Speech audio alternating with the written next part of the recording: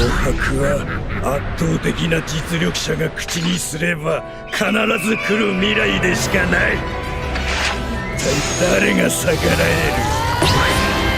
それが四皇という存在。なす術もねえってのはこういうことだ。Si les êtres vivants dépendent les uns des autres, les faibles, eux, ne choisissent pas leur façon de mourir. Ainsi, la chaîne alimentaire, maintenant l'équilibre du monde, place soigneusement des animaux au-dessus des autres. Des prédateurs qui, sur Terre, dans la mer ou dans le ciel, ne craignent rien ni personne.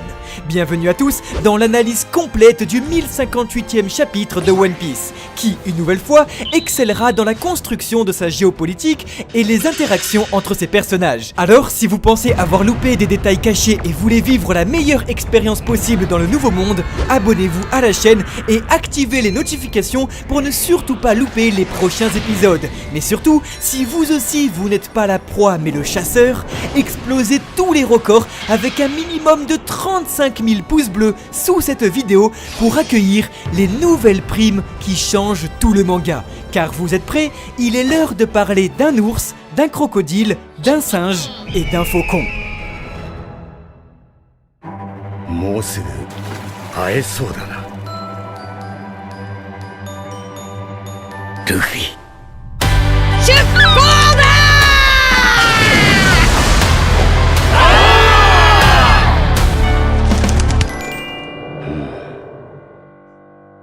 Mais juste avant, merci beaucoup à Clean My Mac, sponsor de cette vidéo, qui a bien voulu rembourser la dette de Baggy. On se retrouve juste après. Parce que le comble pour un pirate est de se faire pirater, découvrez votre nouveau compagnon de route, Clean My Mac, l'outil indispensable pour nettoyer et protéger votre ordinateur. Grâce à son acquis de l'observation, Clean My Mac déniche les fichiers invisibles, encombrants ou encore volumineux, comme les applications un peu trop gourmandes en ressources, pour nettoyer votre Mac et lui redonner une nouvelle jeunesse. En un seul clic, Clean My Mac propose une analyse intelligente de tout votre système pour booster sa vitesse et lui permettre une meilleure longévité. C'est simple de notre côté, en quelques secondes à peine, nous avons pu libérer le Mont Corvo de presque 8 Go tout en protégeant notre espace de travail des logiciels malveillants et publicitaires. Vous le savez, avec le temps, nos machines amassent trop de fichiers, perdent en mémoire et donc ralentissent. Du coup, il est souvent difficile de dénicher la source du problème. Mais grâce à son outil télescope, Clean My Mac offre une vision d'ensemble claire et précise qui permet donc de faire le ménage beaucoup plus facilement. Que ce soit pour le divertissement mais surtout pour le travail, votre Mac est votre allié le plus précieux. Alors protégez-le en téléchargeant Clean My Mac en description et offrez-lui ainsi une performance royale. Car c'est sûr, avec Clean My Mac, le roi des ordinateurs, ce sera lui.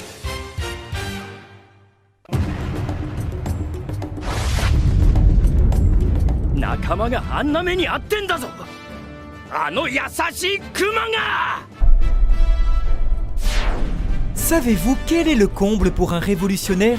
Voir ses appels contournés par la marine. En cela, Eiichiro Oda illustre la position plus que délicate dans laquelle se trouve l'armée de Monkey Dragon. Rappelez-vous, un nouvel empereur marginal après un autre, Sabo, second en chef des révolutionnaires, était proclamé empereur des flammes par un monde au bord de l'explosion sociale, après avoir été accusé cependant d'avoir assassiné le roi d'Alabasta, Nefertari Cobra. Si le chapitre revient sur le meurtre et l'impossibilité absolue de Dragon à pardonner Sabo si il avait réalisé un tel acte, c'est avant tout pour nous dire que oui, il ne l'a tout simplement pas fait. En effet, nous pensons que le gouvernement mondial a assassiné le roi du désert, craignant que ce dernier n'ait découvert une vérité compromettante sur ses ancêtres.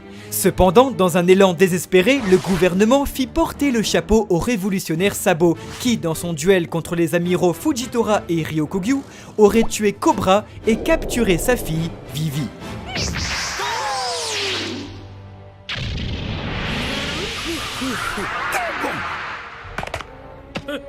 Écouté par la marine, Sabo ne peut se permettre de dévoiler sa position au Dendenmuchi, et ce n'est pas le chef des révolutionnaires qui se fera avoir.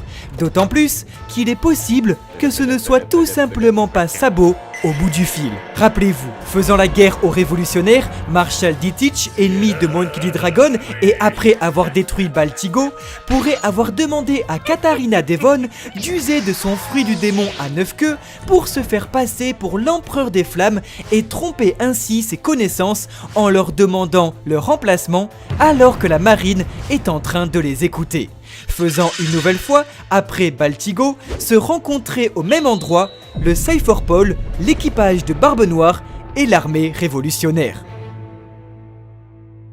改造の執刀医ドクター・ベガパンクとの間に一つだけ任務をプログラムするという約束をしていたらしい。麦わらの一味の誰かが再び船に戻ってくる日まで海賊船を死守せよ。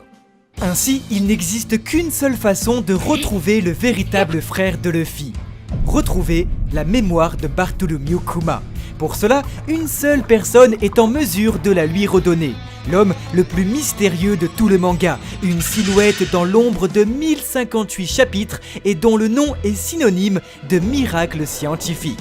Après 25 ans, il est temps d'éclairer le laboratoire du professeur Vegapunk. Et Monkey D. Dragon pourrait aller visiter celui qui respecta étrangement la dernière volonté d'un de ces révolutionnaires en étant le seul capable de reprogrammer son système et donc de lui faire retrouver la mémoire. En effet, l'homme qui avait 500 ans d'avance sur l'humanité était celui qui avait modifié Kuma pour détruire sa personnalité tout en le clonant pour créer une armée de pacifistas. Mais tout cela était en réalité la volonté du tyran lui-même révolutionnaire. Alors, Vegapunk, à la tête du SSG, pourrait retourner contre la marine sa propre création. Et il est temps pour Monkey D. Dragon de sortir la dernière carte de son jeu.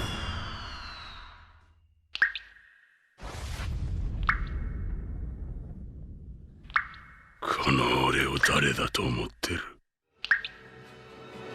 Habitué aux régions chaudes, l'eau de mer ne l'a jamais intéressé. Restant dans l'ombre durant des jours à guetter ses proies, le crocodile n'a pas besoin de se montrer pour prouver sa supériorité. Faisant ainsi attention à ne jamais éveiller les soupçons, le parrain, discret et ne pouvant compter que sur lui-même, sera le seul personnage de l'œuvre à avoir monté les deux plus grandes organisations criminelles de Grand Line. Et cela dans chacune de ses parties. Vol, capture de pirates, corruption et assassinat, c'est dans l'ombre d'un clown que Sir Crocodile, véritable génie du crime, accompagné de son fidèle Dasbone, était déjà prêt durant la bataille de Marineford il y a 12 ans à conquérir le Nouveau Monde. Ainsi, si le Baroque Works n'était pas à la hauteur de ses espérances, la Cross Guild saura elle répondre à son ambition, celle d'obtenir la plus grande puissance que ce monde n'ait jamais connue. Les armes antiques. プルトン、一発放てば島一つを跡形もなく消し飛ばすと聞く。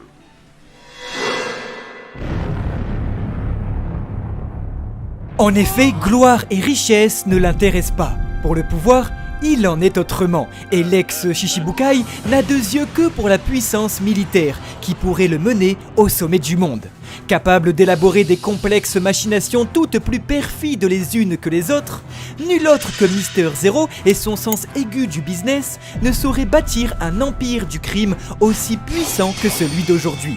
Mais le plus grand pouvoir de l'histoire réside en réalité dans les pierres scellées qui aiguisèrent sa curiosité depuis trop longtemps, les armes antiques. Ainsi, à la tête de la plus grande mafia de tous les temps, Crocodile pourrait chercher à mettre la main sur les trois pouvoirs capables de changer le monde. Si Pluton lui a échappé, Uranus pourrait être sa nouvelle cible. Et si Vivi serait Uranus, capable de faire tomber la pluie inconsciemment à l'instar des rois des mers avec Shirahoshi Poséidon, cela permettrait au mangaka de faire se rencontrer à nouveau le despote et la princesse d'Alabasta. Après donc la richesse qu'il partagea à Baggy pour fonder son nouvel empire, et la gloire qu'il connaît grâce à son avis de recherche vertigineux, seul le pouvoir sépare désormais Crocodile de son rêve. Et le pouvoir, Mister Zero compte bien s'en emparer. Nico Robin, お前の力を借りたい。En affirmant à Dracul Mihawk ne faire confiance à personne dans ce 1058e chapitre, l'auteur indique que Crocodile dut se faire trahir à un moment donné dans le Nouveau Monde lorsqu'il n'était encore qu'un rookie. L'on pourrait ainsi obtenir prochainement le flashback du boss avec ce tragique événement le rendant beaucoup plus humain et attachant. Une trahison si importante qu'elle brisa toute confiance envers les autres, lui fit perdre sa main gauche, le poussa à abandonner son rêve de devenir roi des pirates, mais surtout l'obligea à demander de l'aide à Imperio Ivankov, aujourd'hui la seule à être au courant de son secret. Une trahison expliquant également son ton arrogant et méprisant et travaillant uniquement avec ceux qui n'ont plus confiance envers les autres. Expliquant pourquoi il choisit uniquement Nico Robin, trahi elle toute sa vie, comme partenaire. Une terrible ironie pour le crocodile qui posa toute la confiance qui lui restait sur une seule et unique personne qui finira par le trahir pour un autre équipage.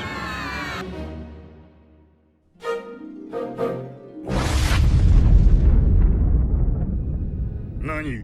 麦わらの一味が本部に連絡を入れておけ。奴の生存が事実ならことだ。 De la plus faible des mers surgit l'un des plus puissants équipages que le monde n'ait jamais connu. De leur village natal au sommet du monde, des mers de sable aux océans de nuages, des terres de feu au royaume des morts, des plus profondes abysses au zénith de la justice, ou encore d'une simple barque au roi des animaux, les chapeaux de paille se sont illustrés sur tous les plans géographiques, et l'on raconte même que leur capitaine serait un géant de 8 mètres de haut. Ayant vaincu 2 empereurs, l'équipage au chapeau de paille est tout ce qu'un pirate peut craindre. La semaine dernière, nous vous disions que le prochain chapitre de One Piece présentera l'intégralité des primes des Mugiwara. Et sans surprise, les voilà toutes pour amorcer le début de la fin du voyage. Vous êtes prêts? Voici l'équipage capable de séparer le ciel en deux. Les invincibles démons défiant le monde entier. Vous êtes prêts? Voici le nouvel équipage d'empereur, l'équipage au chapeau de paille. Nami la chatte voleuse, ou comment illustrer la progression vertigineuse des Mugiwara en instaurant la plus faible des primes au-dessus de la prime la plus élevée précédente. Oui, Nami a une prime supérieure à celle de Roronoa Zoro avant Onigashima. Capable de manipuler la météo à l'aide de l'arme d'une ancienne Yonko, la navigatrice au chapeau de paille a su vaincre la terrible Tobiropo Ulti et possède une prime plus élevée que certains capitaines de la terrible génération. Elle dépasse ainsi celle de Scratchman Apu, Capone Bege ou encore la prime gelée certes du terrible Don Quirote do Flamingo. Qui a dit qu'il fallait trinquer pour être belle? Voyant sa prime multipliée par 5, Nami passe de ses 66 timides millions à 366 millions de berries. Voilà une dette que vous ne rembourserez jamais de votre vie.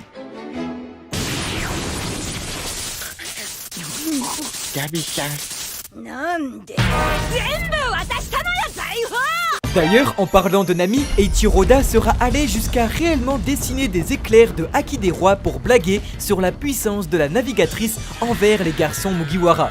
Est-ce que alors, comme Zoro à Onigashima, l'auteur prévoit d'aller plus loin que la blague? Car certes, Nami est une reine, mais possède-t-elle le Haki qui va avec? Dites-le nous en commentaire. Enfin, nous pourrons noter que le mangaka, pour présenter ces 2 nouveaux empereurs, les montrera en train de se faire victimiser par leur propre équipage. Un décalage très réussi. Brook le fredonneur. Plus froid que la mort elle-même, le musicien des chapeaux de paille surclasse la navigatrice après avoir soutenu l'archéologue sur l'île du démon. N'ayant pas froid aux yeux, parce qu'il n'a ni peau ni yeux, le squelette continue sa tournée à l'international et le billet d'entrée se voit multiplié lui aussi par 5, lui offrant une prime dépassant celle du feu capitaine des Nox pirates, Pedro, et ses 382 millions. Pour un prix s'élevant donc cette fois à 383 millions de berries, priez pour que ce concert soit votre dernier. Franky le cyborg.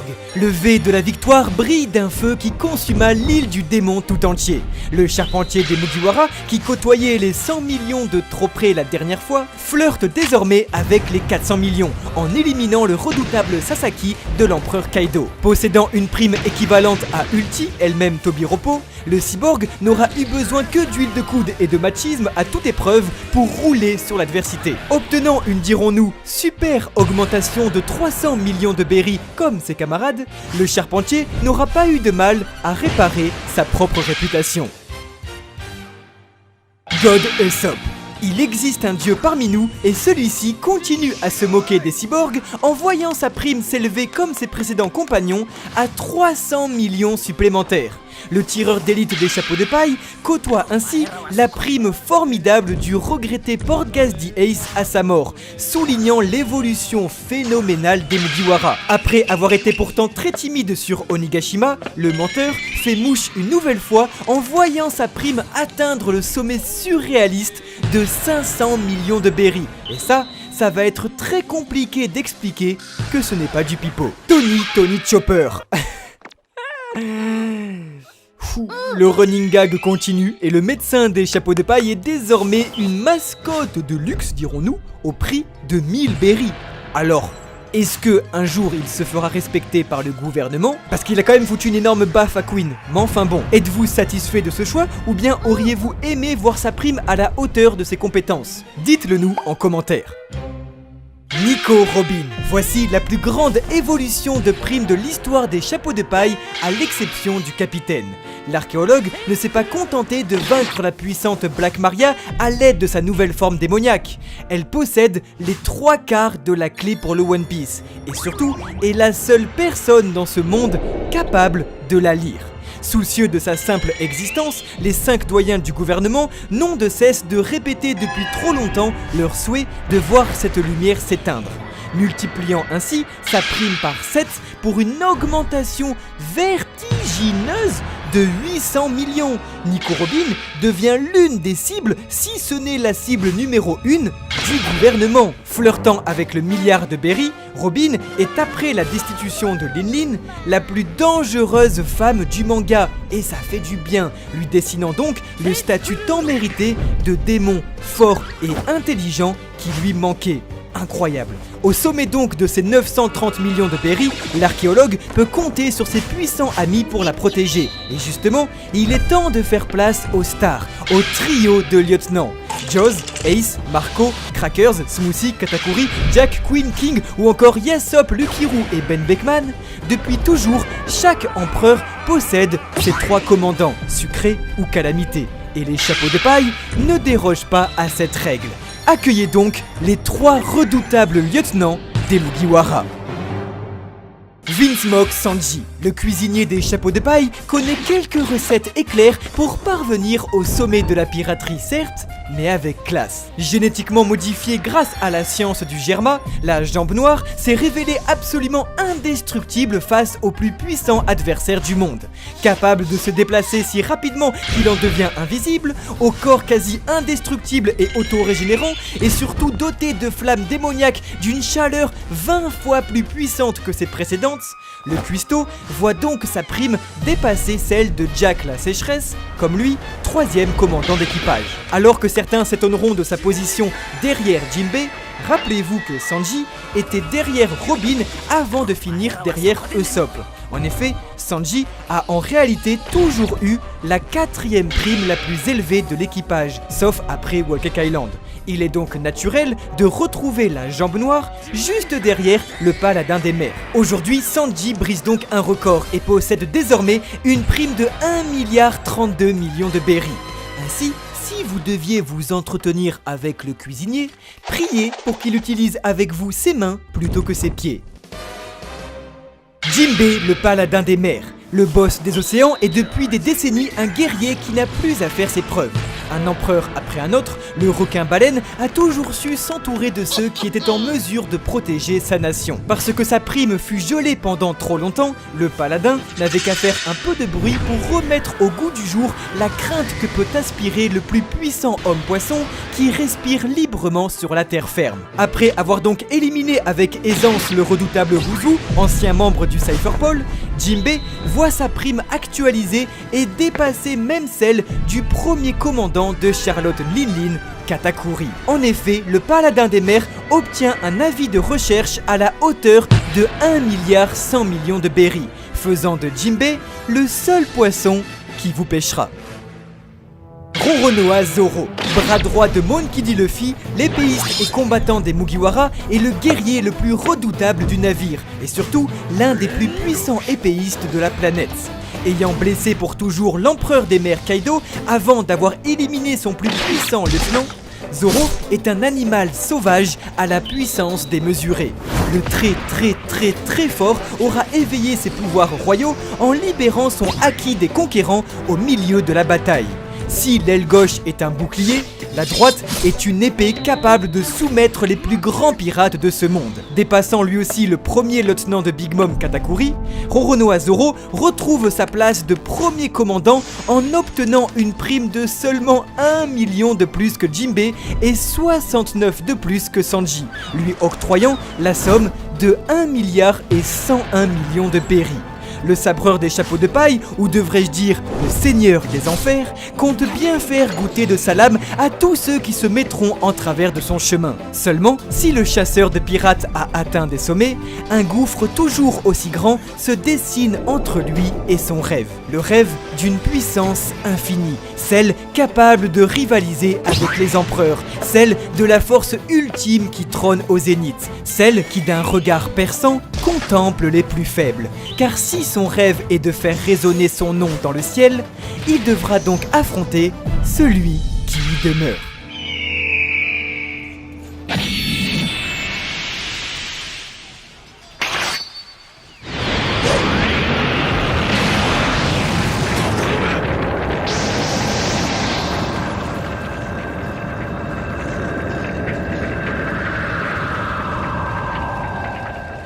Moi je vous le dis, Mihawk c'est le meilleur sabreur du monde, ça va choquer des gens, ça va choquer ici. Dracul, Mihawk a peut-être le niveau d'empereur, je pense même qu'il a le niveau d'empereur. Mais sincèrement, je pense que Shanks c'est un des hommes les plus forts du monde, c'est un délire. Et savoir que Mihawk lui tenait tête, ça veut dire que Mihawk, ah oui, niveau empereur, je vous le dis, Mihawk niveau empereur.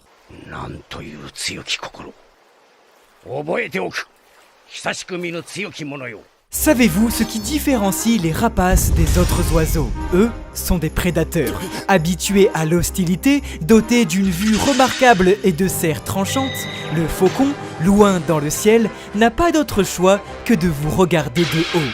Il n'est pas la proie, mais le chasseur. Sa modestie, trop longtemps confondue avec de la médiocrité, aura trompé nombreux indécis.